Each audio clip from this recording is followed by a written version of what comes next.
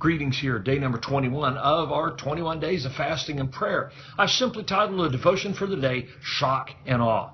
The last two verses of the passage we've been exploring over this entire time of fasting and praying, chapter number 14 of the book of Exodus, verses 30 and 31.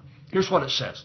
So the Lord saved Israel that day out of the hand of the Egyptians, and Israel saw the Egyptians dead on the seashore.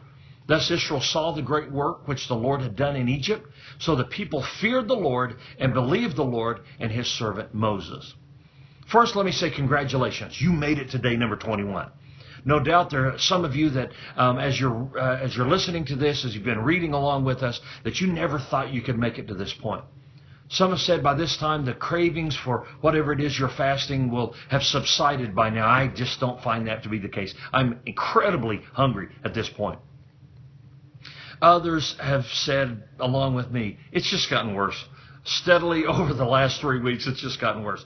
Whatever your experience has been, you have permission to be proud of what you have accomplished. We all know it's been achieved by self-control, determination, and mostly by the empowerment of His Holy Spirit.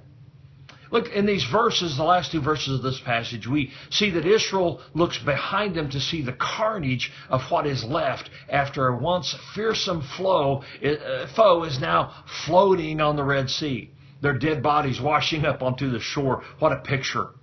Closing remarks of Moses records here for us can be divided, I think, into three main thoughts. Number one, they saw the great work that God had done. As we finish this time of prayer and fasting, it would be good for you to take a few moments to look back and see the great things which God has done in and for you. Take time to see His hand in each day of the last 3 weeks and recognize His mighty works. The second thing is this: they feared the Lord. If you will rightly observe the greatness of God, you cannot help but be in awe of Him. Like the old song says, our God is an awesome God. Well, He really is. His works are mighty. None of them are weak and anemic. He has done great things because He's a great God. Have an awesome respect for who He is, not just for the things that He can do. They saw His great work that God had done. They feared the Lord. And finally, number three, they believed. Hopefully, over the course of this year's time of fasting, you have grown closer to God, and so your belief in Him has also grown. There is no God like Jehovah. There is none that can hold in a hope against Him. There is nothing even remotely similar to Him in the entirety of the universe. All who oppose Him, they're going to be blown away. All who trust in Him will be saved. It's a simple lesson which has such great impact in your life. Believe in Him and go forward in Him.